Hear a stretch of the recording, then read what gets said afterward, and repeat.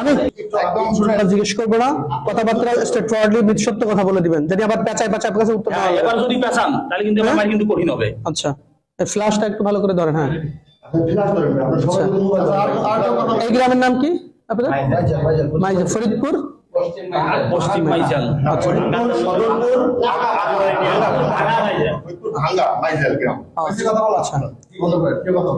আমরা আসছি হচ্ছে ফরিদপুর মাইজেল ভাঙা, না ভাঙা মাইজেল গ্রাম, কালিয়া ইউনিয়ন। আচ্ছা আচ্ছা আচ্ছা। এখন এখানে আমরা এসে পেয়েছি একজন ইমাম সাহেব হচ্ছে এখানে নামাজ পড়াইতেছে এবং একই সাথে তিনি একজন খ্রিস্টান এবং এই এলাকার ভিতরে খ্রিস্টানদের দাওয়াতি কাজ করে। তো এই শবে বরাতের দিনও উনি নামাজ পড়াইছে, মোনাজাত করছে এবং ইনার পিছনে যারা নামাজ পড়ছে এদের নামাজ, খ্রিস্টানের পিছনে তো নামাজ হয় না সাধারণত। আচ্ছা, এরপরে হচ্ছে আরেকজন হচ্ছে মোটামুটি জেলা দায়িত্বে আছেন, উনি হচ্ছে জেলা দায়িত্বে আছেন খ্রিস্টানদের এই ফরিদপুরের। আচ্ছা, এখন বলতেছি, এখন সর্বশেষ যে ইমাম সাহেবকে দাওয়াত দিছে ওই ইমাম সাহেবের মাধ্যমে আমরা জানতে পারছি যে তিনারা খ্রিস্টান। যাকে দাওয়াত দিছে সরাসরি তার মুখ থেকে আপনারা একটু শুনেন যে তাকে কি বলে দাওয়াত দিয়েছিল এবং কেন আজকে তারা এসেছে, বলেন আপনি। আসসালামু আলাইকুম ওয়া রাহমাতুল্লাহ।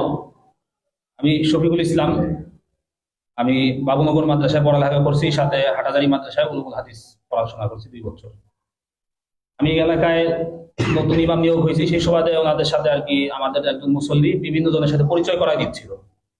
বিভিন্ন জনের সাথে পরিচয়ের সুবাদেই ওনার সাথে আমার পরিচয়, ওই মুসল্লি ওনার সাথে আমার সাথে পরিচয় করাই দিচ্ছে। পরিচয়ের পর্যায়ে উনি আমাকে বলতেছে যে ভাই আসেন, আমরা তো একই শ্রেণীর মানুষ, দুজনই আলেম, তাহলে আমাদের পরিচয়টা আর একটু গভীর হোক। আমি বললাম কিভাবে গভীর হবে? এরপরে বলতেছে আমরা একটা কোম্পানির কাজ করি, ওই কোম্পানিতে চাইলে আপনি আমাদের সাথে কাজ করতে পারেন, আল্লাহর রহমতে চাইলে এখানে টাকা পয়সার আপনার কোনো অভাব হবে না, আপনি আমাদের সাথে থাইকা আমেরিকা, লন্ডন, বড় বড় রাষ্ট্র আপনি সফর করতে পারবেন, ভ্রমণ করতে পারবেন, টাকা পয়সা নিয়ে চলবেন। আর মসজিদে ইমামতি করে কয় টাকা দেয় আর আমাদের? আমি বললাম যে কি কাজ এটা? বলতেছে দিনের দাওয়াত।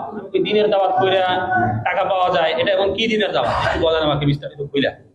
উনি বলতেছে কয় সব নবীর কথাই তো কোরআন শরীফে আছে, তাই আমরা শুধুমাত্র করি কি ঈসা নবীর দাওয়াতটা আমরা বেশি দিই, অন্য কোনো নবীর আমরা দাওয়াত দিই না, আর আমরা তাকেই মানি। আমি বুঝতে পারলাম যে এখানে আসলে উনি খ্রিস্টান মিশনারিদের একটা কাজ চক্রান্ত, যার কারণে আমি ওনাকে আস্তে আস্তে আস্তে আস্তে আমার লাইনে আনার পর্যায়ে এক পর্যায়ে গত পরশুদিন ফোনে আমার সাথে বলতেছিল যে কোরআনের মধ্যে মুহাম্মদের নাম আর কয় জায়গায় আছে, তার থেকে আমাদের ঈসা আলাইহিস সালামের নাম, মাসিহে ঈসার নাম আরো বেশি জায়গায় আছে, এরকম বলতেছে। পরে আমি গতকালকে সর্বশেষ জিজ্ঞাসা করি যে ভাই আমার, তাহলে উনি আমাকে অনেকদিন ধরে পারাপারি করতেছিল যে আমাকে দিবে, ওই তরিকা দিবে, কিছু কিতাবাদি আমাকে দেওয়ার কথা ছিল, কিন্তু তরিকা না দেওয়ার কারণে কিতাবাদি উনি আমাকে দিচ্ছে না। বলতেছে তরিকা যদি আপনি নেন তাহলে আপনি কিতাবগুলি আমার থেকে নিতে পারবেন, এছাড়া তরিকা না নিলে আপনি আমাদের কোনো কিতাব পাবেন না। আমি বললাম যে তাহলে কি করতে হবে? আপনাকে আগে তরিকা নিতে হবে। তরিকা কিভাবে নিব? এই তরিকা নেওয়ার জন্যই আজকে আমার এখানে আসা। যাওয়ার কথা ছিল প্রথমে ফরিদপুর, কিন্তু আমি ফরিদপুর যখন যাচ্ছিলাম না তখন এখানে আসলাম।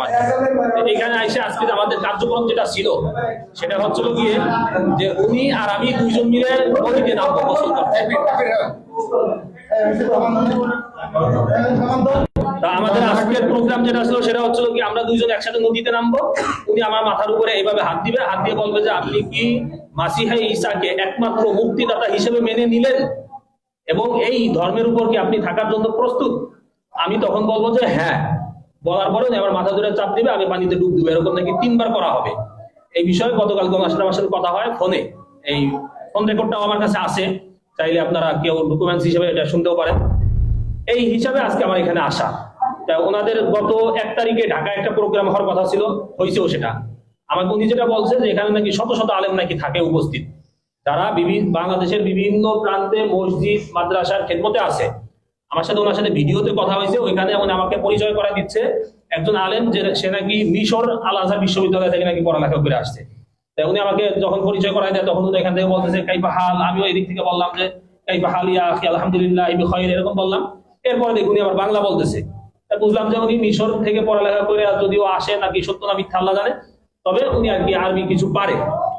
এইভাবে করে আর কি কথাগুলো বিষয়গুলো আগাচ্ছিল। পরে আমি আমাদের ভাইদের সাথে, আমাদের মুনাওয়ার ভাই, তারপর ওই পাশে যে একটা মুনাওয়ার ভাইয়ের মাদ্রাসা আছে, মাদ্রাসা শিক্ষক উস্তাদ সবার সাথে আমি পরামর্শ করি বিষয়টা নিয়ে যে ভাই কিভাবে কি করা যায়, কোনটা আমাকে বাকি দিক নির্দেশনা দেয় যে আপনি এইভাবে করে আগান, তাহলে আশা করা যায় আমরা আমাদের বড় একটা গ্রুপকে ইমানের হেফাজত করতে পারবো। এই হচ্ছিল আমাদের আজকের বিষয়াদি। বাদ বাকি কথা তাই আশা করি স্বীকার করবে, স্বীকার করতে হবে এই জন্যই কারণ ওনার সকল প্রকারের ডকুমেন্টস আমাদের কাছে অলরেডি আছে, আমার কাছে আছে। এই যে কিতাবগুলি দেখতেছেন, এই কিতাবগুলো উনি আমাকে আগে অনেকবার বলছে যে কিতাবগুলো ওনার কাছে আছে, কিন্তু দিবে না কেন? তরিকা না নিলে নাকি কিতাব দিতে পারবে না। এই জন্য গতকাল আমি আসছিলাম ওনার মসজিদে, আইসে আমি মসজিদ থেকে ওনার কিতাবগুলো ওনার আমাকে দেখায় নাই, কিন্তু আমি সিস্টেম করে আমি দেখছি কিতাবগুলো, আমি দেখে গেছি। এই কিতাব আর তরিকা এই দুইটা নেওয়ার জন্য আজকে মূলত এখানে আসা। তো আমি আপনাদের কাছে আবেদন করবো যে টাকা, হ্যাঁ কিছু টাকাও দেওয়ার কথা ছিল। আমার সাথে ওনাদের একজন আছে, আলেম আছে, যে কুমিল্লা আছে, মুফতি আকিদুল ইসলাম, কুমিল্লা দাউদকান্দিতে আছে, একটা মসজিদের ইমামতি করে, সাথে একটা দাখিল মাদ্রাসা উনি শিক্ষকতা করে। তো ওনার সাথেও আমার সাথে গতকালকে কথা হয়েছে প্রায় 20 মিনিট এই হোয়াটসঅ্যাপে, এটাও আমার কাছে কল রেকর্ড আছে। ওনার বাড়ি কোথায় কিছু বলছে মুক্তি? উনি আমাকে আগে বলছিল গোপালগঞ্জ, কিন্তু উনি তো মাত্র স্বীকার করলো যে আকিদুলের বাড়ি নাকি বাগেরহাট, এরকম বলছে।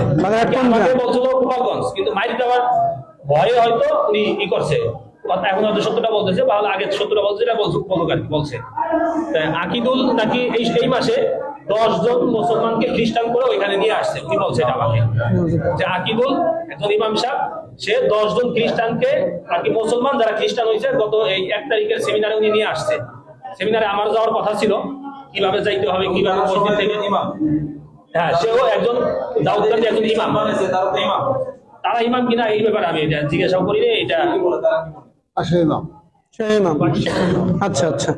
এখন হলো এই ভদ্রলোক হলো খ্রিস্টান হয়েছে, এবং ইনি শুধু খ্রিস্টান না, এনার তো আসলে একটা অলরেডি কবরে চলেই গেছে। তো ইনি এখন এই গ্রামে দাওয়াতি কাজ করে, এই মসজিদের ইমাম সাহেব, এবং এই অঞ্চলে উনি খ্রিস্টানদের দাওয়াতি কাজ করেন। এখন আপনার নাম হলো, আপনার নামটা বলেন। হাবিবুল্লাহ বাহারি। আচ্ছা, প্রথমে পরিচয় দিয়েছিলেন কি? মাওলানা মুফতি হাবিবুল্লাহ বাহারি।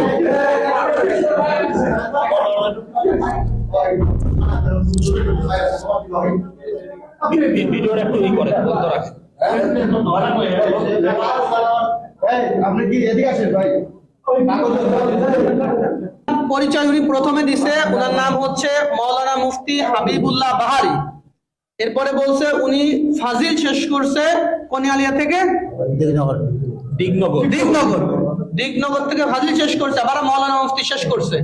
পরবর্তীতে কিছু সময় পরে আবার স্বীকার করছে না মাওলানা মুফতি হয় নাই। তার মানে এই মাওলানা মুফতির টাইটেল পরিচয় ব্যবহার করে সাধারণ মুসলমানদেরকে ধোঁকা দিচ্ছে যে আমি একজন মাওলানা মুফতি, সব যদি খ্রিস্টান হয় তোমাদের খ্রিস্টান হতে সমস্যা কি, বা ইসাই তরিকা গ্রহণ করতে সমস্যা কি? আচ্ছা, এখন আপনার গ্রামের বাড়ি হলো কোথায়? গ্রামের বাড়ি হলো মানিহার গ্রাম। মানিহার গ্রাম, থানা গোপালগঞ্জ, জেলা গোপালগঞ্জ। জেলা গোপালগঞ্জ, থানা গোপালগঞ্জ, মানিহার গ্রাম। আচ্ছা, আপনার ছেলে সন্তান কয়জন? 3 বাচ্চা, 2 মেয়ে 1 ছেলে। আচ্ছা, আপনি এ পর্যন্ত দাওয়াত দিয়ে আকিদুল্লাহ খ্রিস্টান বানাইছেন? জি। আচ্ছা, শুধু আকিদুল্লাহ। শুধু আকিদুল্লাহ।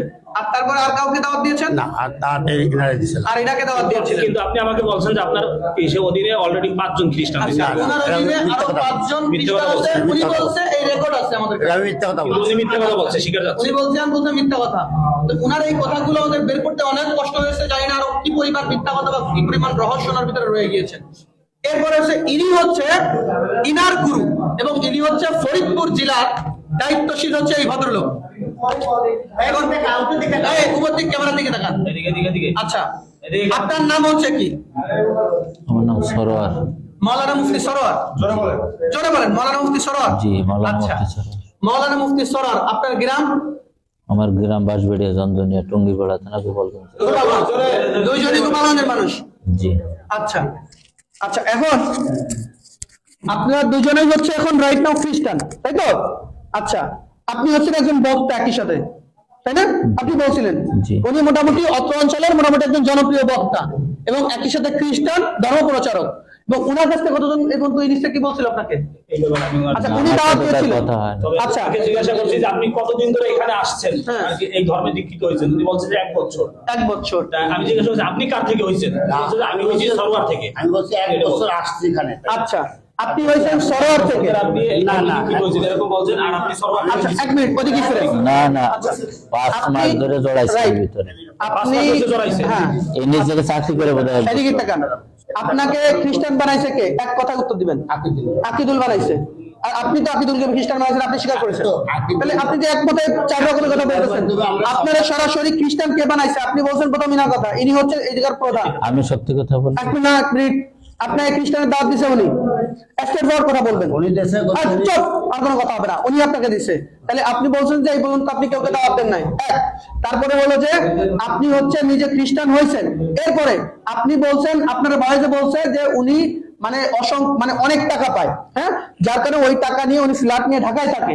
একজন ইমাম সাহেবের পক্ষে তো ঢাকায় ফ্ল্যাট নিয়ে 2-3টা ফ্ল্যাট নিয়ে থাকা কি সম্ভব? বলেন।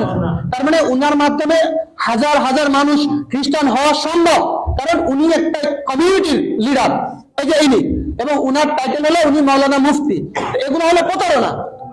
হ্যাঁ, এবার গত মাসে 1 লাখ টাকা কামাইছে, তাই না? তাই বলছে, ভিডিও আছে। আচ্ছা, আর আপনি এক মিনিট, আপনি উনাকে দাওয়াত দিয়েছেন, স্ট্রেট ফরওয়ার্ড করে বলবেন, উনাকে দাওয়াত দিয়েছেন তো অনেক আগে। জি দাওয়াত দিয়েছেন। জি। ওকে, আপনি বলছেন যে আপনি কারো দাওয়াত দেন নাই। এই একজন পাওয়া গেল আপনাদের খ্রিস্টান, ওই একজন পাওয়া গেল উনি উনাকে দাওয়াত দিয়েছেন। আচ্ছা আচ্ছা, এই হলো আমাদের অবস্থা। আর এইরকম অবস্থায় সারা বাংলাদেশে এইরকম অসংখ্য মানুষ পাওয়া যাচ্ছে যারা এই ধরনের প্রতারণা আমাদের মুসলমান কমিউনিটির সাথে করতেছে। ওনারা দুজনে খ্রিস্টান, অথচ ওনারা টুপি দাঁড়িয়ে এখনো ওনাদের লিপস্টিক আছে। তার মানে এটা হলো মূলত আমাদের সাথে প্রতারণা, সাধারণ মুসলমানদের সাথে প্রতারণা। এইভাবে এই দেশটাকে তিলে তিলে এই খ্রিস্টানরা দখল করে ফেলতেছে। আমাদের বান্দরবন, খাগড়াছড়ি, এই সমস্ত জায়গাগুলো, আমাদের দিনাজপুর, সব জায়গায় একই অবস্থা ভাই। তো এই জন্য এই যে ইনাদের আপনাদের কাছে কোনো তথ্য ফিরে দেওয়া পারে। চেষ্টা করে দেব। আচ্ছা, যাই হোক, এই হলো অবস্থা আমাদের। তো আমরা ওনাদেরকে পাইছি, এই হলো কিতাব। এই কিতাবের মাধ্যমে, এই কিতাবের নাম দিয়েছে কিতাবুল মুকাদ্দাস, অথচ এই কিতাবের নাম হিন্দুদের মানে খ্রিস্টানদের ধর্মগ্রন্থের নাম হচ্ছে বাইবেল। কি নাম? ওদের নাম হলো বাইবেল। এরা মুসলমানদেরকে প্রতারণা করার জন্য, হ্যাঁ, আচ্ছা, এই যে হচ্ছে ওনাদের মূল ইশার নাম হচ্ছে a translation of the Holy Bible, অর্থাৎ এটা ট্রান্সলেশন, অনুবাদ করা হয়েছে হোলি বাইবেল থেকে, পবিত্র বাইবেল থেকে। তো অনুবাদ করা হইলে এটা কিতাবুল মুকাদ্দাস হলো কিভাবে? একই সাথে এই যে মনোগ্রামটা, এটা আমরা কোরআন শরীফে ব্যবহার করি না? তো এইটা ব্যবহার করছে সাধারণ মানুষ, জানি মনে করে এটা কোরআন শরীফের মতো। হ্যাঁ, এইভাবে এই দেশের মানুষদেরকে প্রতারণা করতেছে। এরকম শত শত বই ওনারা করছে। যাই হোক, এই ছিল আমাদের আজকের বিষয়বস্তু। আসসালামু আলাইকুম ওয়া রাহমাতুল্লাহ।